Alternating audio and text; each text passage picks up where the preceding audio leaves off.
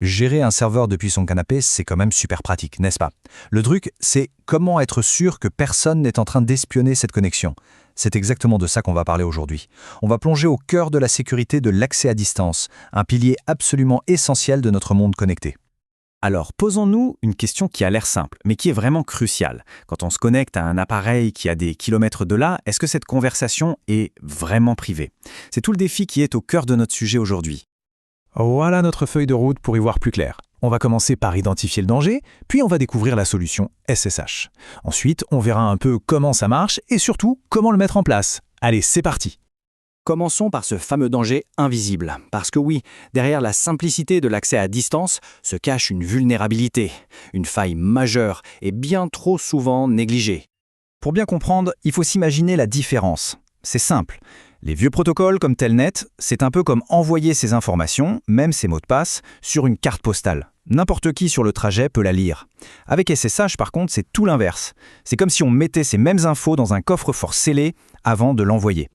Et là, on touche au point crucial. Si quelqu'un intercepte une connexion non sécurisée, cette personne verra absolument tout, en clair. L'identifiant, le mot de passe, les commandes qui sont tapées, c'est littéralement une porte grande ouverte, une invitation à une intrusion. Heureusement, il existe une solution qui est à la fois robuste et éprouvée. Et c'est là qu'entre en scène SSH. C'est vraiment le protocole standard de l'industrie, conçu spécifiquement pour refermer cette faille de sécurité. Alors, SSH, ça veut dire Secure Shell. Son rôle, c'est de créer une sorte de tunnel chiffré à travers un réseau public, comme Internet. Tout ce qui passe dedans devient complètement illisible pour un observateur extérieur. Ça garantit une confidentialité totale de la session. Bon, mais comment ça marche cette magie? Eh bien, le secret, il réside dans la puissance du chiffrement et dans l'utilisation de clés cryptographiques. C'est vraiment ça, le cœur de la protection qu'offre SSH. En fait, SSH utilise une paire de clés pour sécuriser la connexion. Et la longueur de ces clés, c'est crucial. Comme on le voit ici, une clé plus longue, disons 2048 bits, offre une sécurité bien meilleure. Mais il y a toujours un mais, c'est un compromis. Plus la clé est longue, plus l'appareil doit travailler pour chiffrer et déchiffrer les données, ce qui peut le ralentir un peu. Et on retrouve ici un principe fondamental en sécurité, l'équilibre. Comme le dit la source, la meilleure voie est celle du milieu.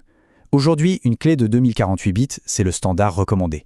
Ça offre une sécurité vraiment robuste sans pour autant mettre à genoux les appareils modernes. Ok, à cette théorie, passons à la pratique. Avant même de pouvoir générer ces fameuses clés de chiffrement, il y a une étape de préparation qui est indispensable sur l'appareil. Pour que SSH puisse générer des clés de chiffrement qui soient valides, l'appareil doit d'abord avoir sa propre identité, une identité unique sur le réseau. Pour ça, on lui donne d'abord un nom d'hôte, puis on configure un nom de domaine. C'est la combinaison des deux qui va former son identité complète. Et c'est sur cette identité que les clés de sécurité vont être basées. Une fois que notre appareil est bien identifié, on peut enfin passer à l'étape finale, générer les clés et activer le service SSH lui-même. C'est là que la magie opère et que la sécurisation devient réelle. Le processus est assez simple et méthodique. D'abord, on lance la commande pour générer les clés, en lui disant bien la longueur qu'on veut, par exemple 2048 bits. Ensuite, il faut évidemment créer un utilisateur local avec un mot de passe pour pouvoir s'authentifier. Et enfin, on configure les lignes de connexion, les portes d'entrée, pour qu'elles n'acceptent plus que les connexions via SSH. À partir de là, c'est bon, l'accès à distance à l'appareil est sécurisé. On vient de voir comment blinder une porte d'accès numérique. Et ça amène une question un peu plus large. Maintenant que cette connexion est sécurisée, à quelles autres voies de communication de notre vie numérique est-ce qu'on devrait appliquer ces mêmes principes de chiffrement et de protection? C'est une réflexion qui est vraiment importante à avoir.